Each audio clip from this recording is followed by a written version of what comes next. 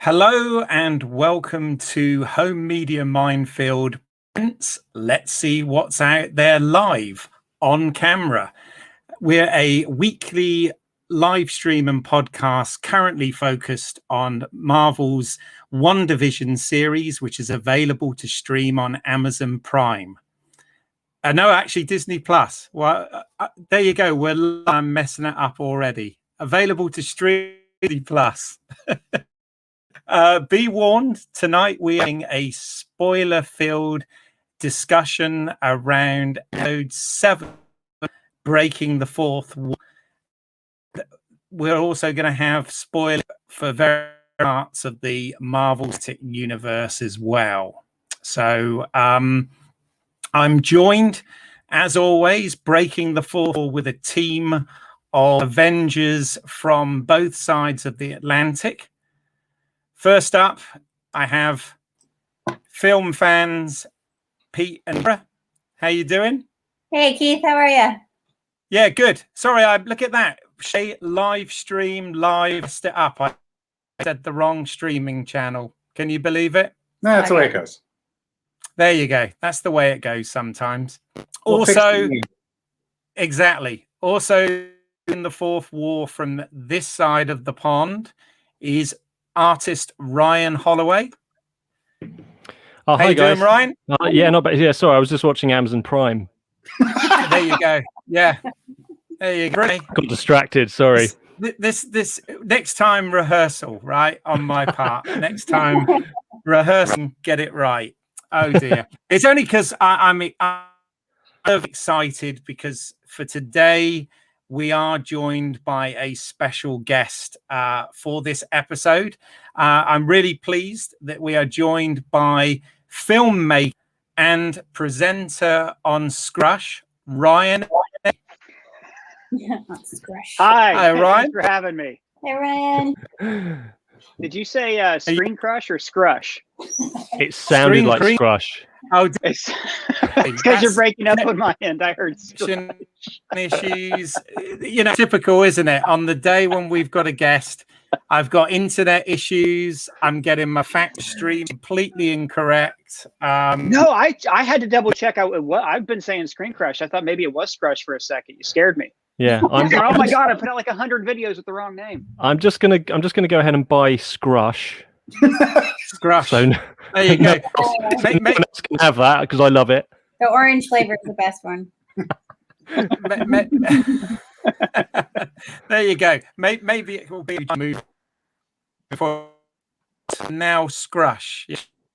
Yeah. That's what. There you go. Well, listen, Ryan, we are very happy for you here. A lot of the videos and whatever that you put out, but for the benefit of our listeners and viewers that might not be familiar with yourself or Scrush or ScreenCrush, could you tell us about yourself, what you do, etc., to stop me talking? Thank you. Yeah, absolutely. So I work for a channel called ScreenCrush, a YouTube channel, and I make video essays and Easter eggs analysis. So when something really popular comes out, like Mandalorian or WandaVision, I have the privilege of waking up at 4 a.m. and watching the episode a few times and like coming up with all the little tiny things you might have missed, like in the background or about WandaVision. Oh my God, speculating on what the symbolism is and what the hexagons mean and all that kind of strange stuff that they put in that show. And then on the channel, I also get to do long form video essays, which are more like just a more in-depth analysis that takes longer to put together. Like we do a lot of stuff on the show Breaking Bad. Did a video about the colors of the show and the symbolism of the colors, which is like really in-depth and took a long time, something I couldn't necessarily do overnight. But basically, if it's popular and if it's on movies and TV shows, I get to cover it. It's a pretty great gig. Excellent. Cool. Excellent. And you also, you're a filmmaker as well, right? Yeah, I haven't made a film in a while, but I've directed and edited a ton of short films, student films, and like with my students that I used to teach, and then also just professionally. Okay. Well, we'll make sure that we put in the show notes links and whatever to where they can find your work and indeed tune in on the channel, etc. So that'll be good. But yeah, thanks. No, absolutely. And if you've got any questions out there, I know we've got a few people watching. If you've got any questions for Ryan, please put it in the chat section, and I'll make sure I get to it. But in the meantime, we do have a little format that we do for our show. So we start off with a really brief synopsis. So Ryan H, go for it. Ah, yes. Really brief. Let's hope so. Okay. So episode 7, breaking the fourth wall. So now we're set in the 2000s, in the noughties, and with a fourth wall breaking narrative. We have Wanda, who decides to take a day just for herself, and Agnes agrees to look after Tommy and Billy as she tries to relax. And as she's doing this, various parts of her house are changing, and she's struggling to control it. Meanwhile, Vision releases Darcy from the mind control spell she's been put in after being devoured by the Hex, and she tells him everything that happened on the outside, including his death at the hands of Thanos. After an unsuccessful attempt to enter the Hex in a high-tech vehicle, Monica decides to force her way in, and after passing through the static, she emerges with seemingly heightened vision. She then confronts Wanda, but Agnes tells her to leave Wanda alone and takes Wanda to her house. Once there, Wanda looks for her boys and wanders into the basement and discovers a strange lair. Agnes finds her and reveals her true identity, Agatha Harkness, a powerful witch who has been behind a lot of the goings-on in Westview, including killing Sparky. No. There you go. It's outrageous. And you, Ryan Arey, you called that out right from episode 1, didn't you? That Agatha was going to be Agnes was going to be Agatha Harkness. Yeah. No, I called it out from the trailer, from like the Super Bowl trailer. Well, because if you read the comics and Wanda Maximoff, and you go, okay, so if you're going to tell a Wanda story, you pretty much need 2 characters, the Vision and Agatha Harkness. It'd be like making an X-Men movie without Wolverine and Magneto. That's a whole other conversation, because Magneto is overused in those movies, but I digress. So yeah, I wasn't surprised to see that. I was surprised that she's the villain, because in the comics, she's portrayed as this character who isn't good, isn't evil. She's more of a gray character. She kind of has like shadowy reasoning behind things that you're not really privy to, because she's a witch and there's this like mystery aspect to her character. So I was hoping that she wouldn't be evil, so I never really laid that marker down in my videos, but I was definitely not surprised that she was Agatha Harkness. Yeah. She dressed up as a witch. I know. It was in plain sight the whole time. Yes, absolutely. It really was. And we put a video out yesterday that was every clue throughout the show that was kind of pointing us toward that. And a lot of them, like you said, I'd already noticed and pointed out, but it was fun to kind of put a lot of this together with other things that I found on the internet or people have tweeted at me, and then just kind of put them in one video.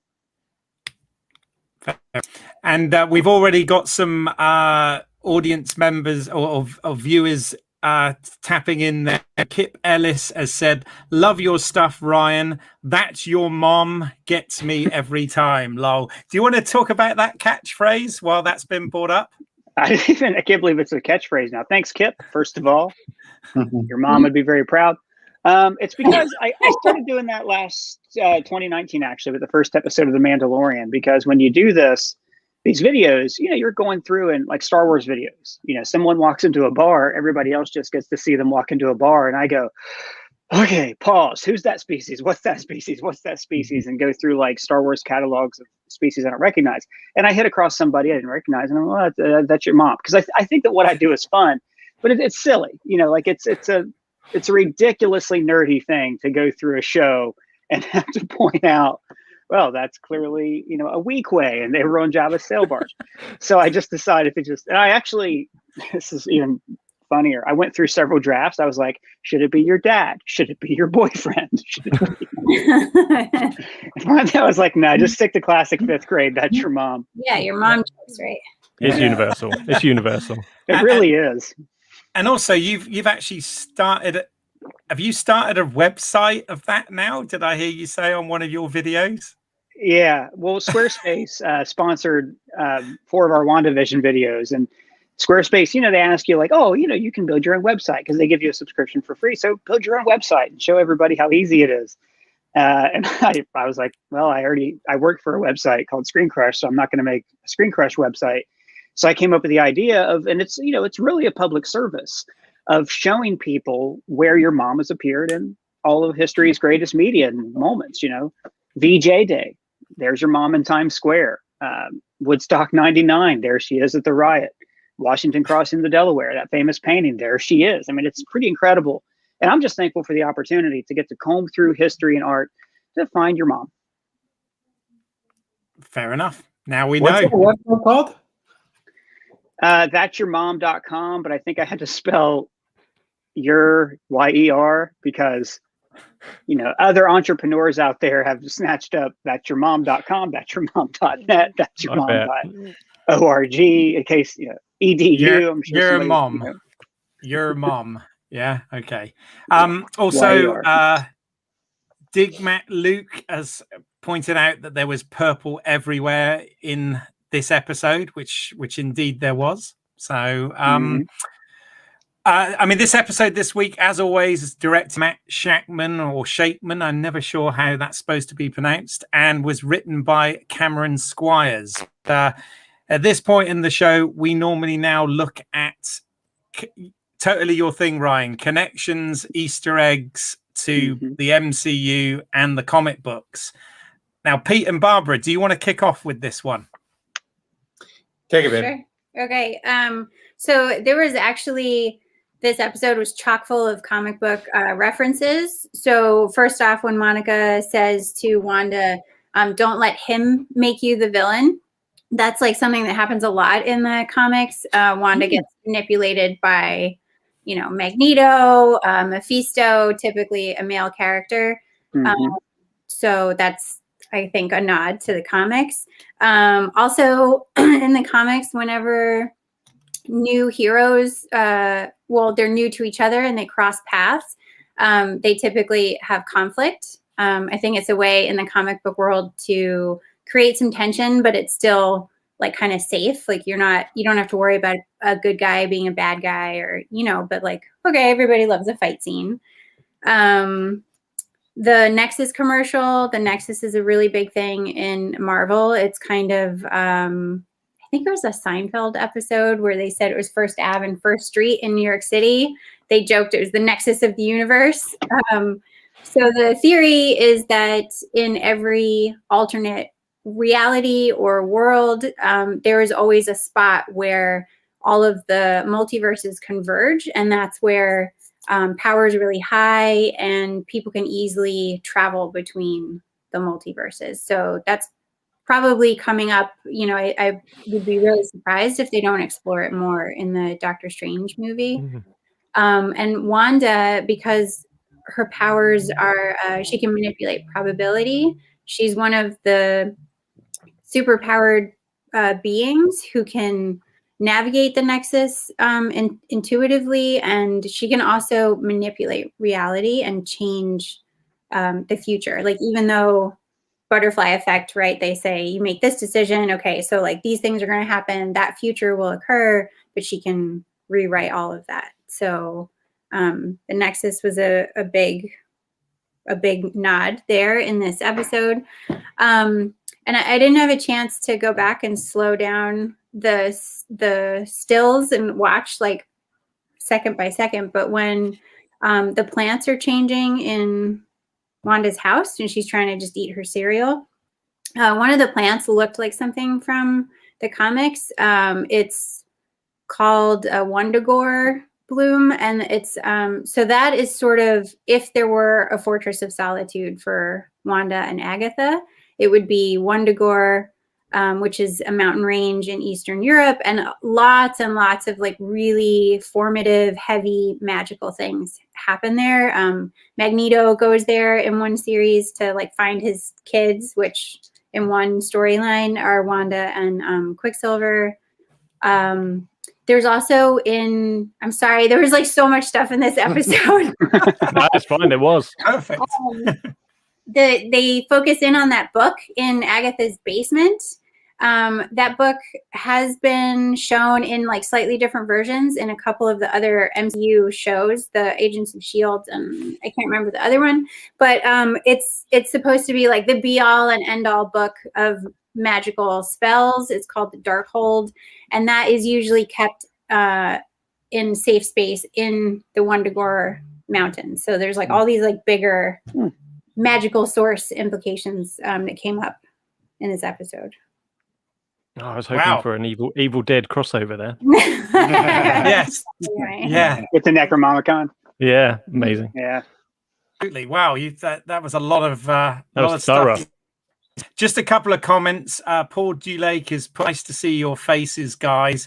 I'm not so sure bandwidth in making the just terrible. So apologies if I'm. And hello, Matt Pot. And Matt is over in Australia. So there you go. We Thanks for really joining. are international tonight. So cool.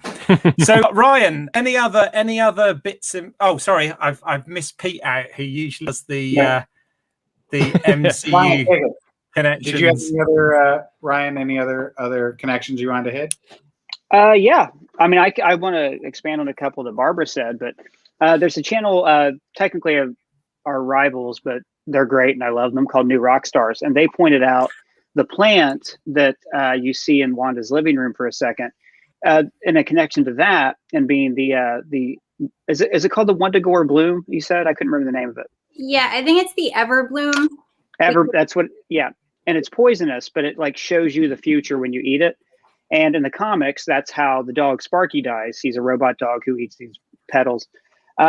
He theorized on this channel, Eric Voss, that the plant that you see Agatha bringing in when in the beginning of her Agatha all along that montage that she first brings to Wanda could be that Everbloom, and that in every episode she's always like giving the kids a potion, which I thought was how they grew. Or in this episode, Wanda's taking medicine.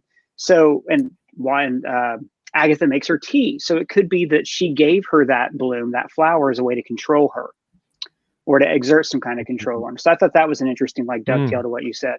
And then as far as the book, is it the Darkhold? Do we know that for sure? Because there's other like evil books in Marvel. So I didn't, in my video, I was like, it could be the Darkhold. It could not be. I'm not sure. Yeah, I don't think it's not like absolutely certain, right? Because it's been represented in a lot of different ways, but right. Yeah. Well, maybe. and one thing too that I pointed out in my video is in Doctor Strange in the library at Carmartage, there's the forbidden section. You know, you must never go there, Harry. And it's all the books are bound up in chains and hexagonal shapes.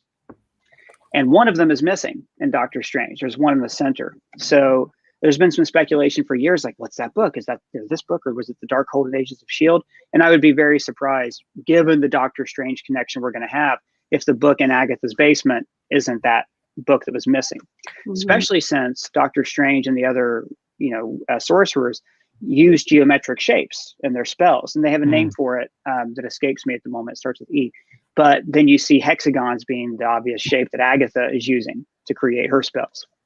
Well, or it could be Wanda doing those spells, because I still think that Wanda controls the environment, but Agatha controls her, and mind controls the people in the town. Now that's cool. Speculate away, because we do all the time on this, so that's perfect. Weirdly, right as you were saying the word New Rock Stars, I got this question in from Kip Ellis saying, question for Ryan, do you watch New Rock Stars videos to see if Eric Voss has thought of something you might have overlooked? Not usually. It's very, and it's not because I don't like New Rock Stars. It's because I don't want to be influenced too much by what other people do or say. I think I should do that more often. There's New Rock Stars. There's another channel called Heavy Spoilers and Mr. Sunday Movies. For the most part, I rarely watch those. And it's not because like I don't like they're great people. I've actually been on a New Rock Star show, but I don't want to be too influenced. I always shout out if I got an idea from them. And and I, New Rock Stars puts their videos out a day after I do, so it's harder for me then to watch their video or my own stuff. But like this time, I watched it because I think it was because I was curious what they had to say about the commercial. So I thought, oh, let me go back and kind of look at what they've said about that, you know? Yeah. Those commercials are always very interesting, aren't they? Yeah. Yeah. I have to admit, when we're watching this, I'm not always great with the details, which is why I leave it to everyone else. But I did notice that on her duvet cover, there were little hexagons. Yeah. Which I And thought was Vision's pillow. Yeah, nice little touches. I like that kind of stuff. Yeah. Not so good with the comic connections, but I do like little things. Absolutely. So Dig Mac Luke's written in saying Mailman equals Mephisto, is an agent or messenger for Satan in Faust lore. In WandaVision, is a mailman. He's a mailman and says, "Don't shoot. I'm just the messenger." What are your thoughts on that? Sorry, I kind of messed reading that up, but you get the gist. I don't think that Ralph, or I'm sorry, I don't think the mailman is going to be Mephisto, because Mephisto is that's good. That's good analysis as far as like messenger and things like that. I don't think they're going to end up saying, "Oh yeah, he was the real mastermind behind everything," for a couple of reasons. He's not really a known actor, and I think if they're going to bring Mephisto into these movies, he's going to be somebody with like a lot of gravitas who we are familiar with. And two, I think that I don't think Agatha's just doing this for herself. I think she is working for some other Marvel evil entity like Mephisto or Cthulhu, who has all these connections to Wundagore Mountain, which Barbara talked about a second ago. So I do think she's working for a higher power who we haven't seen, or maybe a lower power, I guess you'd say. And that power is more tied to Ralph, her husband, who, like that sitcom trope, like, Maris and Frasier or Vera and Cheers, that off-screen person we never actually see, like Steve Urkel's parents, who is referenced, but I think in this case is going to end up being like her master she's trying to free from the book or some other nefarious cause. Sure. Absolutely. To be honest, I'm actually disappointed that Wanda's not the overall villain. I thought that would have been a really daring news story to tell. And I was disappointed that, and I'll see, this series isn't over with yet, but like, I thought, that would have been really something special to see that in a Disney show. Yeah. No, we dig into our thoughts about this shortly. So yeah, I'm interested to hear more of that. Got another question. In episode 7, on his hat, he has a rabbit, Scratchy, and presto, on his shirt, magic. He literally is a messenger carrier from the devil. So yeah, okay. That's true. Very true. I mean, I picked up in our video that the rabbit with Senor Scratchy and presto, like the magic word, or the Pixar short presto, it's about a magician's rabbit that goes rogue. Could be, at this point, like I think his uniform in that episode is purple too. And he's always been somebody who, obviously they're all being mind controlled by Agatha, so she's been manipulating the people in the show all along. Like when Norm yelled, "She's in my head," he wasn't talking about Wanda, he was talking about Agatha. And the mailman especially is somebody who has always kind of been there to support Agatha's agenda. Like in episode 5, when the kids are looking for Sparky, the mailman says, "Oh, don't worry, your mom can fix it." Basically like implanting this idea in the kid's head that, hey, ask your mom to raise the dead. So I won't get into too much speculation about why, but there is definitely, the town is trying to get Wanda to have children and also to start raising people from the dead. No, absolutely. Well, Dig Matt Luke says, thanks for responding, guys. So he does appreciate this. Barbara, have you got any more thoughts on that sort of thing? I know you enjoy the comics. Any sort of more thoughts about this mailman and stuff? I'm not sure like what's PC on podcasts, but I'm going to argue with our guest. It'll be the last time we ever have a guest. I think it's a little early still to pinpoint Agatha as the villain. I do think she's she's a witch, so she, her motives are always going to be kind of questionable and not very clear to the general populace. So I think she's working for a demon or some higher thing, but I don't think her ultimate goal is to necessarily hurt anybody or, even hurt Wanda. But, in the comics, Wanda gets manipulated a lot. And I definitely think that that's the dynamic that's happening between Agatha and Wanda right now. Mm-hmm. So Yeah, well, I hope you're right. I really do. That to me is like more true to Agatha from the comics and more the character that I really want to see Catherine Hahn play. Yeah, because she is great in this show. She's like she even sings her own theme song. Yeah. yes. She's we've been singing her praises on the channel as well. With like big fans. Yeah. She's great. I was sorry. No, I was just going to say that, maybe there's a theme there where like the rabbit is the magician's tool that goes awry. And so then maybe Wanda is like set up to be Agatha's pawn, or Agatha's trying to manipulate her. But then Wanda, goes off on her own thing and still has time to become that villain and sort of a stronger character than just a puppet, or someone who's only reactive versus active. A couple other just fun connections I'm going to shout out quick.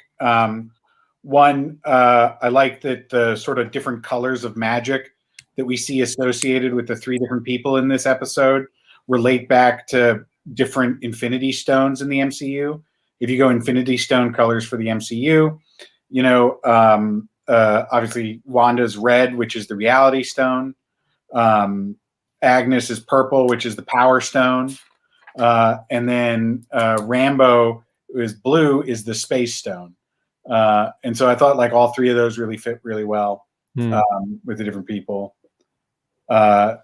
Branching out into just sort of call outs or references to media outside of the MCU. The basement scene was pretty heavily Silence of the Lambs when which I thought was crazy fun. Nexus, of course, is in Star Trek Generations. The place of perfect. Trying to get back to the Nexus. Gotta get back. Yeah, that's right. And any podcast I'm on, I got to get back to Star Trek. And then, obviously the credits for this episode of Wanda the sitcom are heavily Office. Yeah. And that style is like Office, Parks and Rec, but the theme song this week is like almost exactly the Office theme. It was pretty much spot on. Yeah. And the opening too is a playoff of Happy Endings. It's a show. It wasn't on for a very long time, but the Russo brothers produced it. I don't remember. With the different the happy, and then Wanda, and then endings comes in at the end. The font is also Modern Family at the end of it too. So, I thought I was going to find the fourth wall a bit jarring, if I'm honest, but we'll get onto it later. But I loved it. I think I loved it. Yeah. Well, something I want to talk about, and somebody's put a question up about this, is Agatha Harkness brought the X-Men's version of Quicksilver, Peter Maximoff, to Westview. Will this bring more X-Men into the MCU? Now, what are your thoughts on this, guys? I have pretty strong thoughts about this, but what do you guys all think? Well, first of all, I don't know what happened to Pietro. I was a bit like, are we going to have to do a save Pietro type hashtag? He just disappeared. Did you not stay after the credits, Ryan? No, there was actually post credits. Right, well, that's a spoiler for me. Oh god, the credits I never watch. The credits are like 20 minutes long. What's the point? You got to scroll through every time just to make sure. Just to make sure. I've done it 6 times already. No. Takes 10 seconds. This is gonna bring me beautifully onto my nitpicks at the end. Well, we're in the prediction stage right now, right? Yeah, I'll leave it. I'm gonna mute our show format. So I'd love to hear from Ryan what your thoughts are for predictions on where this is gonna go. Okay, well, I'll do that and also address the question. I don't know if Evan Peters was just stunt casting, if they were doing that to be like, hey, wouldn't this be really funny if we did this? I do think that the Fox X-Men movies probably exist in the MCU multiverse, like those movies and that universe and Logan are out there somewhere. I would be shocked if Kevin Feige put any aspect of those movies except for Deadpool into the MCU. I think they want to introduce it in their own terms. weave it in organically, and they wouldn't just transport those movies, especially since they're kind of like the timeline's all wonky and flawed. I don't think they would transport those movies into this universe they've taken such care to create. And then as far as predictions,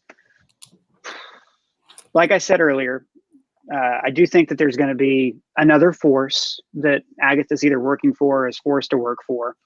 I think Wanda's going to be able to defeat her primarily by coming to terms with her grief and her emotions, and kind of following her own advice that she gave in episode 5, where she talked about sometimes people are just dead and you have to live with that. And I also don't think she'll be able to win the physical battle without Monica Rambeau. I think that it's pretty clear that her power is tied to the hex and the energy, and that somehow she will be able to help cancel out Agatha. Yeah, that all makes a lot of sense. Any other thoughts, guys, based on that? I think with the X-Men and Disney like doing it in their own time, like whenever there's a crossover in the comic books, you know, so it's like X-Men and I don't know, Batman get together, and I don't think that ever actually happened, but you know, it's always like a really big deal for the fans. So I think that would be super fun, and also allows people to enjoy things like in a self-contained way. So like Marvel can keep being brilliant at what it's doing, but then like, you know, there's just little like flavoring of having like other stories come in. So that would be pretty cool. Yeah, I mean, I know I was a big proponent of this sort of X-Men crossover actually before Pietro even appeared, but the more this goes on, the more I think that it's just stunt casting. I'm not actually convinced it is the same Quicksilver, but hey, I'm often wrong, so who knows? Do you think that they're going to address Often it wrong. now, though? Well, based on that sort of post-credit scene, you know, it looks like that he's sort of working with Agnes, right? Yeah. Did I read that right? No comment. I mean, yeah, maybe. I mean, that's the thing, is they do leave it ambiguous. It's filmed and it's edited to make it scary and make it a jump scare. But that kind of means it would be the last thing we should expect, because the show has a history of showing us, like, trying to make us think that Wanda's actually in control in episode 4, when clearly there's going to be some other reveal after that. So it wouldn't surprise me if he was just a guy in Westview, you know, who, or maybe he could even be Senior Scratchy. Like, that's what he looks like when he's been transformed, you know? Who knows? Quick like a rabbit. Yeah, well, you know, why not? There you go. Yeah. Digmat Luke has put up a theory here. Kids eating the sandwiches means they will be even older by the next episode and defend mum potentially in some way. What do you think? 100% this series is going to end with those kids being teenagers and superheroes in the MCU. Because we just put out a video about this. But if you look, you know, Marvel plans everything 5 years in advance. So when they started planning what we're seeing now, they did not have the character rights to the Fox or the X-Men or anything like that. So Fantastic Four, none of that. So if you look at what is coming out now, you have heroes like Kate Bishop being introduced in Hawkeye, Miss Marvel, then you have potentially the character Patriot showing up in Falcon and the Winter Soldier. It very much, they're introducing all the members of the Young Avengers in that comic book run. So and then that brings up Kang, who's, I think, going to be the next like big bad villain in the MCU, because long story short, there's a character in the Young Avengers who's a younger version of Kang, who's this like time traveling villain from the future. So I do think that's the way they're going. Kang's going to appear in Ant-Man and the Wasp: Quantumania. So I definitely think those kids will be teenagers by the end of the series. Yeah. Yeah. And Barbara, you mentioned something about this last week, I think, didn't you? About how they could potentially become the new Avengers. Yeah. Yeah. That's, you know, what the new storyline in the comics is like. It's the next generation of heroes for the Young Avengers. Fair enough. Matt Potter's put, I want a show with Vision and Darcy traveling in that bus. Made me laugh. Yeah. What did we think about the Darcy Vision storyline this week? I hated that part. Oh, you did? I did. I thought it was so farcical, and like, I don't want to watch clowns and, you know, whatever. Like, I want to get going with like what's really happening. And, you know, but of course it paces it out. So it was Agatha all along, and then credits. It's like, oh, Right. let's wait another week. Well, that to me was like, you always have episodes of most TV shows, especially long form shows like CW superhero shows, 22 episodes. You always have episodes that are like moving the chess pieces around the board, trying to get them in position for the next thing. So I hadn't thought about it, but after you said that, that's definitely what they were doing. They were saying, okay, Darcy's here now. Vision is learning he's getting caught up on all this other stuff. I like the scenes because they were funny. I think Kat Dennings is brilliant as Darcy. She's always been one of my favorite characters in the MCU. So I think those are kind of necessary. And also, you know, it fit into the story of Agatha trying to keep them away. And there's even a little Easter egg, I think. I mean, it's hard to tell what the production design wanted, but the cereal that Wanda's eating at the beginning is called Sugar Snap, snap being like Thanos' snap. But also the back of it has a maze, and the goal is in the middle of the maze, and there's an elephant on the outside, and it's got a circus thing.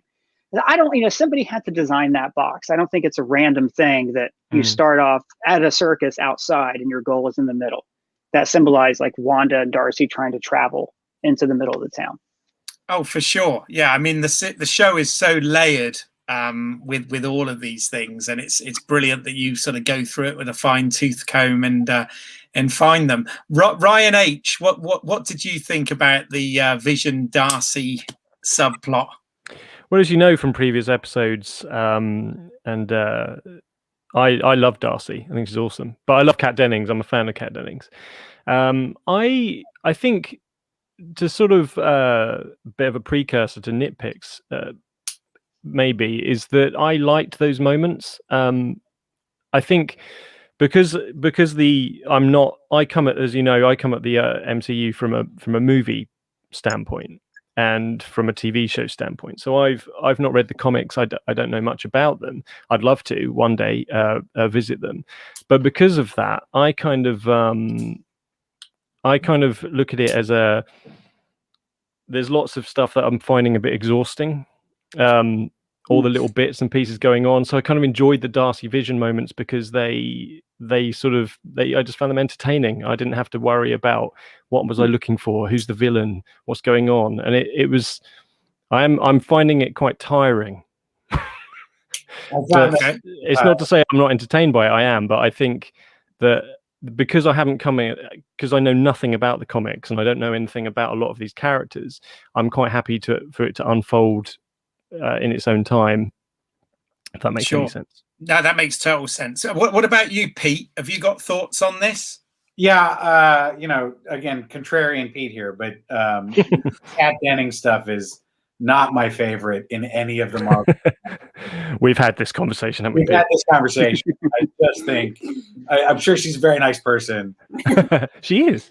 If I was editing, I'd cut all that out. And again, like the scenes this week, like the goal of the scenes, right, was to show that something is slowing down Vision and Kat, but in effect, it slowed down the show, and so it was hard to watch for me. Yeah, and then when Vision at the end of it is like, all right, I can evaporate through all this. What am I doing? It's like, yeah, you should have done that a while ago, right? I wish I could have evaporated through those scenes. Oh, wow. Yeah. But see that sorry to interrupt, that moment though, when he realizes, wait, I don't have to be in this interview, I can just go. And then we see that it was actually inside of his head.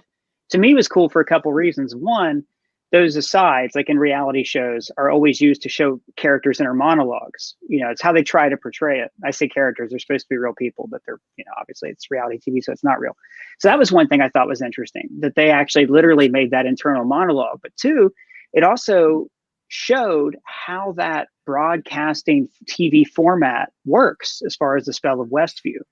That for those moments when characters are being interviewed, it's like he might as well have just been sitting in the car next to Darcy, having that thought and being under a spell and thinking he was being interviewed until he snapped himself out of it, which then makes you go, well, how much of this is them imagining things?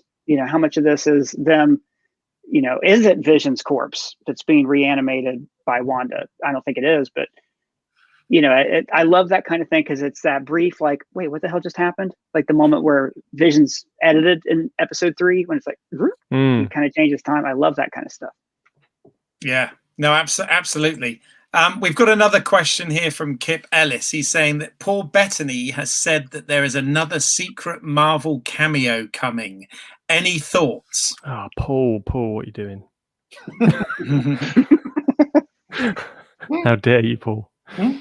Any speculation on this? I've been asked this like a lot in the comments on Twitter and on other podcasts, and I've always tried to be like fun and creative and I think it's Doctor Strange. Yeah, like it makes the most sense. I agree. And I'll go you one further, and this is a sneak peek of tomorrow or Tuesday's ScreenCrush video. I think the commercials are messages being sent from Doctor Strange into the Hex to try to help Wanda break out of it. But because once that signal hits the Hex, it gets scrambled into TV language. It's got to be subtle and subliminal, like commercials are, right? Yes. So I think that yeah. And they're getting more obvious. The first one, the commercial for the Nexus medication, I thought it was hysterical because it was so much more real than like any commercial for an actual medication, right? It's like you're going to feel your feelings, possibly get more depressed, right? Side effects include more depression. Yeah, right? I thought that was good. But then there's like the little warning at the end was don't take Nexus until your doctor clears you to do so, and it's like who would Wanda's doctor be? So yes, yeah, who delivered the twins in the comic? There you go, Ryan. Yeah, there you go. And of course, she's in the next movie with Benedict Cumberbatch, isn't she? The Multiverse of Madness. So that would be good. And Ryan, I think you pointed out something on your video which I found interesting. Was if you look at all of the times that Elizabeth Olsen delivers the previously on WandaVision, she actually gets more depressed each time she says it. Which again is a very astute observation. I like that. Well, I saw that on Twitter. A few different people pointed that out. I thought that was you. Okay. I put it in the video, and I see it from like multiple people. I don't credit it, but if one person tweets it at me, then I'll be, oh, okay, this person saw this and told me about it. So that is, I didn't notice that, but I think that's a great detail, and it says that either her energy is being drained, or more likely, as we're progressing through the eras, she gets closer to modern day. Not only does the sitcom become more grounded and realistic and less like that idealized 1950s version, but she's becoming closer to her own self, who she is in modern day. And I think that the openings are more reflective of that just like the illusion's wearing off, and she's just getting to a point where she has to come to grips with her grief. That's interesting, and I like the idea about that being Doctor Strange as well. I think that's very cool. So if that's out of the way as far as speculation goes, what we normally dig into for our last segment is just to talk about what our individual thoughts are, how we feel about this, any nitpicks, that sort of thing. So well, Barbara, why don't you kick things off with that? I mean, other than like the circus stuff, I didn't really have any nitpicks in with this episode. And Marvel doing an incredible job of each episode ending on a bigger and bigger cliffhanger. I'm like almost at the point where I don't want to watch anymore and just wait until they're all out, and then yeah, but that season 1 ending is going to be, I know, real doozy. Yeah. So, I liked it. I think that Marvel is doing a good job of addressing sort of like peripherally, I guess, mental health issues and trauma and like how they deal with death in the universe. Like they're doing that through the Wanda story. And because I'm a hopeless optimist, I really hope there's a way for Vision to survive. Same. I agree. Well, one thing that we talk about was how they reference in this episode that Hudson Hawk, that's not his name, the head of SWORD, Hayward. It was an H. It was Wanda, like broke in was because it's gone again. Hudson Hawk was working on reanimating Vision, right? And so hopefully, or maybe that's the one that's their like pry-bar effort to bring Vision back without it being Wanda reanimating his dead corpse. Like Sword did step one, Wanda just brings it over the finish line. And Vision like never truly dies. Like he does die a bunch, but But interestingly, it's not just with Wanda and Vision. It's also with Monica Rambeau as well, isn't it? Because she's obviously dealing with the grief of coming back from the snap and losing Maria, her mother, and stuff like that, right? So they're definitely playing into that with the themes, right? Yeah. Yeah.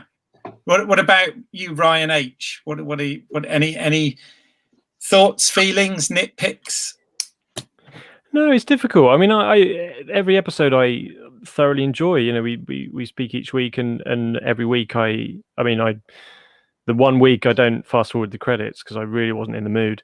I miss stuff, and that does kind of feed into what I've been thinking, that I do love the show, and I think that because I don't know a lot about a lot of these characters, they'll kind of do these little winks to the camera, like, "Oh, you comic fans, and I'm like, I don't know.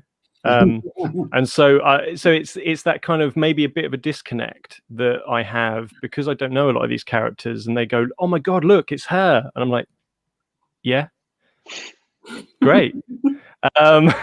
And it doesn't mean that I don't find that entertaining. I think Marvel and generally, and I think this is actually a good thing, because I feel like Marvel are going to be really giving the comic book fans a little bit more of what they want.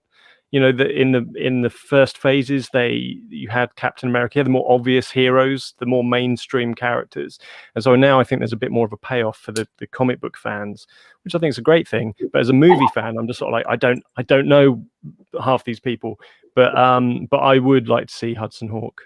I would like to see Hudson Hawk. Kip Ellis has put Will Bruce Willis cameo as Hudson Hawk next week. I think that one's pretty unlikely. I'd love to see it. I would love to see it. But have a special guest. Yay! Hey! See, my dog did walk in earlier. I got distracted. And she's gone again now. I'll have to lift her up next time. Appears in a lot of your videos, Ryan. I've noticed. Yes. Oh, good. He did have a larger role in them than I wasn't able to get him in the building anymore. They noticed we were bringing in a dog. I was like, "Oh, can we not?" Oh, no, he's beautiful. Oh no, he's a service dog. Yeah. Oh, yeah. Pete, any thoughts from you? I think I said last week that last week was a real building episode, and sort of like a setup episode for more stuff coming. I think we started to get some payoff here in episode 7. Getting into Agatha's basement was awesome. But what I find is that every sort of bit of payoff, it turns into more setup. And so, I just I'm in it. I'm in this storyline. I think they're handling everything really, really well. And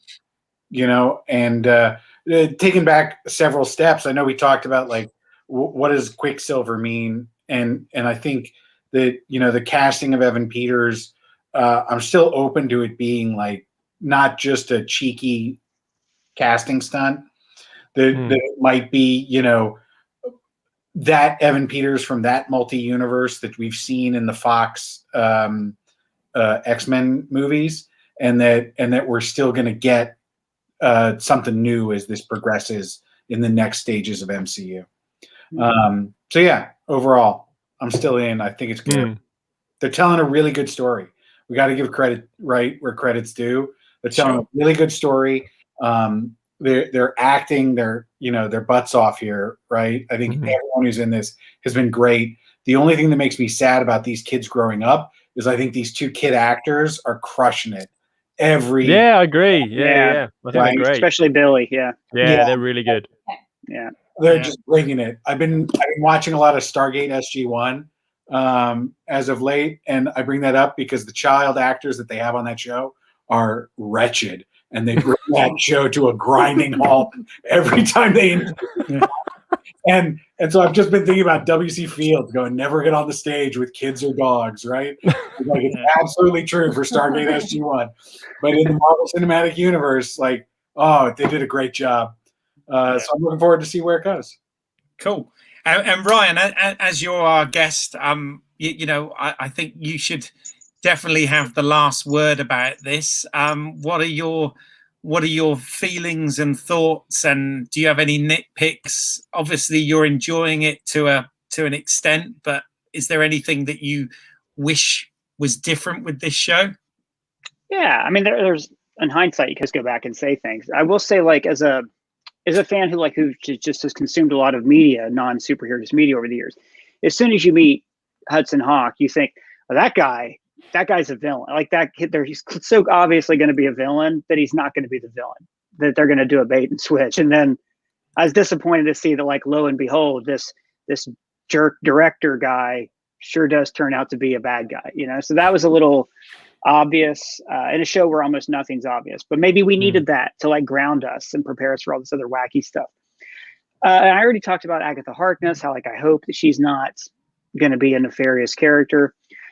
And also, like, what I've loved about this show is that it wasn't the typical MCU show. I tweeted out a while back, like, here's DC just re-editing an old movie, and Marvel's breaking boundaries. Stirred up a lot of a lot of hate and a lot of support with that.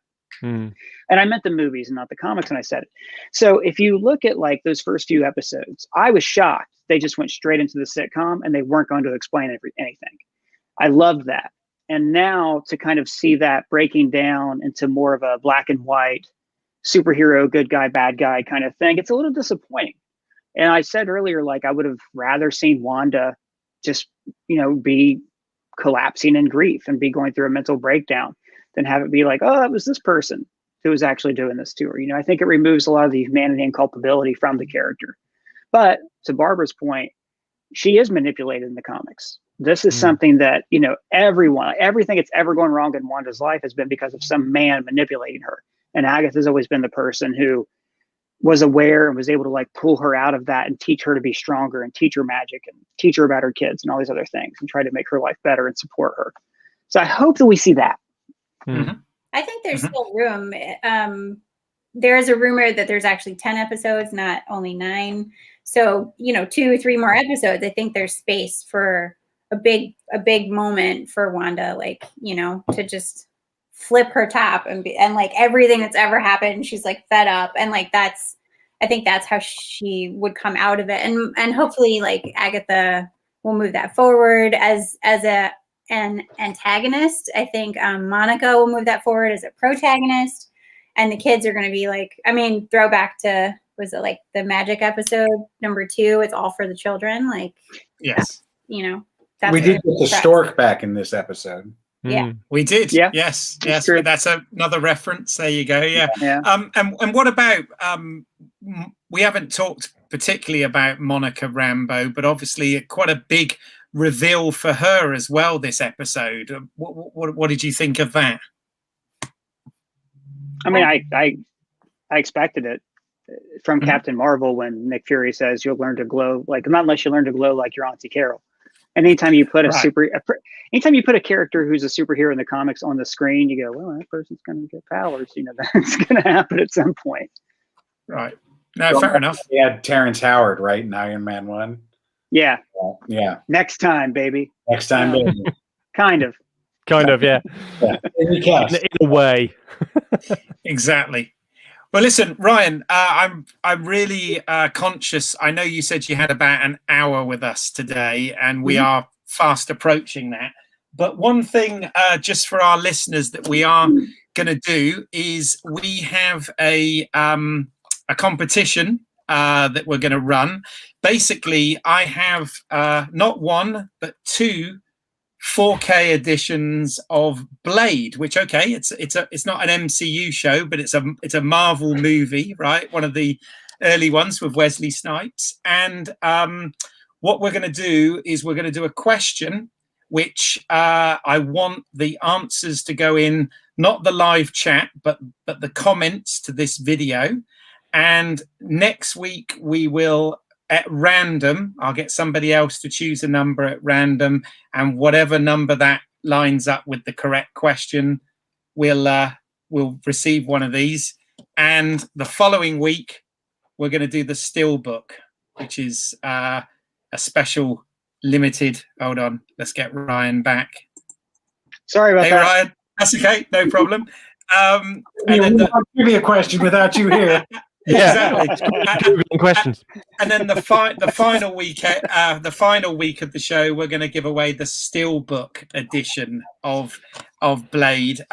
These, even though they're UK discs, they're region free, so they play anywhere around the world. So wherever you're watching this will work. And if you don't have a 4K TV or player yet, it includes a Blu-ray disc as well, which has the film and all the special features on it. So what we've asked is Ryan, as our guest, to come up with a couple of questions for you to ponder and put answers in by next week's show. So over to you, Ryan. Okay. The first question is a slightly easier, and I think this is for the first one. Yes, it's for that. The regular edition. Yeah. It's not a Blade question. Or should I ask two Blade questions, or should one of them? Does it matter? Those ones you had. Okay. Which cast member from the show Cheers was in the original Star Wars trilogy, and who did he play, or she? Nice. Okay, so that's one. That's one. Yeah. And then for the Steelbook, which we'll be announcing the winner in 2 weeks' time for. Yeah. Yeah. And no cheating, no Google on this. Blade in the comics was not always a Daywalker. He had to have an encounter with another Marvel character that made him a Daywalker. Who was that person that he encountered? Okay. Fantastic. Can I ask you just one more time, just to be really clear for everyone, to just say those two questions again? So for the regular 4K edition. For the regular 4K edition, which cast member of the sitcom Cheers played a character in the original Star Wars trilogy, and who did they play? Cool. And for the Steelbook, in the comics, Blade was not always a Daywalker. He became a Daywalker after encountering a particular Marvel character. Who was that character, and what happened to him? Great. Well, folks, so as I said, please put your answers to this in the comments once the video goes up after this live stream. And as I said, we will choose next week somebody at random for the regular edition, and then on the final week, our last episode of WandaVision, we'll pick somebody for the limited Steelbook edition, and all is dandy. So thank you for that. Thank you. That was fun. That just leaves me to thank you, Ryan. I will put links and everything below, but if people want to get in touch, how's best for them to do so? Just Twitter at Ryan Arey on Twitter.com. Subscribe to the ScreenCrush YouTube channel, and No, you've got loads of great content there, and we do really appreciate you coming and joining our little live stream and podcast. It's fantastic. I'm sorry about any technical issues that we've had tonight. That's just marvelous, as we've got a guest on. Typical, but never mind. Marvelous indeed. Ryan Holloway, where can people reach you? You can reach me on Instagram, Ryan Holloway Artist, or you can go to my website, ryanholloway.net, and you can get in touch with me through there. Fantastic. Pete, Barbara? I'm on Twitter at Too Many E's, TOOMANYEES. I'm on Twitter at B McNeely, and also the LSWOT Twitter and Instagram accounts. Love it. And Kip Ellis has said, great panel and stream, folks. Really enjoyed it. So, yes, cheers, thank you for everybody that's been watching and getting involved in the live chat this evening. We really appreciate it. Obviously, if you're watching this, you've already found my channel, Home Media Minefield. I do have videos with unboxings and reviews for Blade, amongst other things. So please check those out. If you like this, please give the video a like, spread the word, and tell all your friends. And also, this will be available as a podcast going out on all good podcast apps. So it's at LSWOT Cast.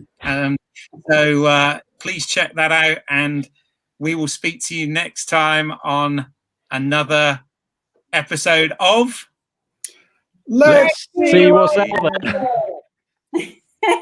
I didn't know the thing. I just wanted to feel like I was a part of it. Go on.